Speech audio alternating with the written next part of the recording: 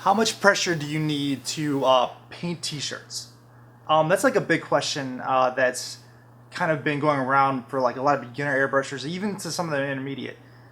It kind of depends on the person, but I kind of like to give advice on what I do. So if you kind of like my art and my t-shirts, then that's kind of what I'm going to go off of. I use around 45 to 50 psi. 45 to 50 psi is actually like kind of like the perfect range of pressure to shoot t-shirts. But what's important about that is that when you're setting your compressor, you make sure that that's a constant pressure. Sometimes when I first started out, I would buy a compressor that was kind of like a little cheap one. It wasn't too strong, maybe like a 1 gallon one or something like that. And I'll set it to like 50 psi.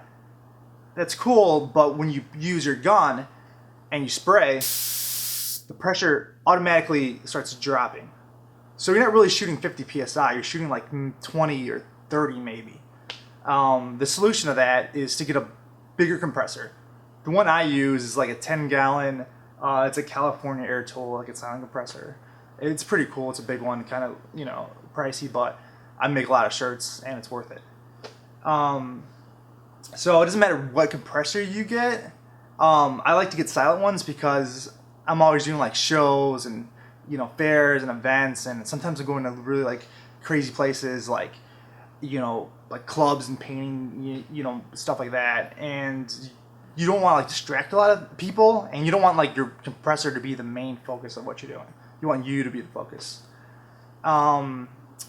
So yeah, just use like 45, 50 psi, that's what I use, but make sure that it's a constant air pressure. So you have to watch when you spray, make sure you spray like for a little bit of time. And if your, you know, the little gauge drops down a lot, then you just adjust it until it's a constant pressure.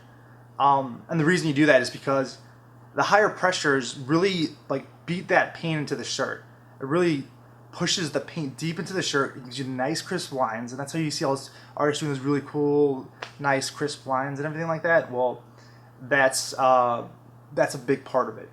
They're making sure they have their tools adjusted correctly.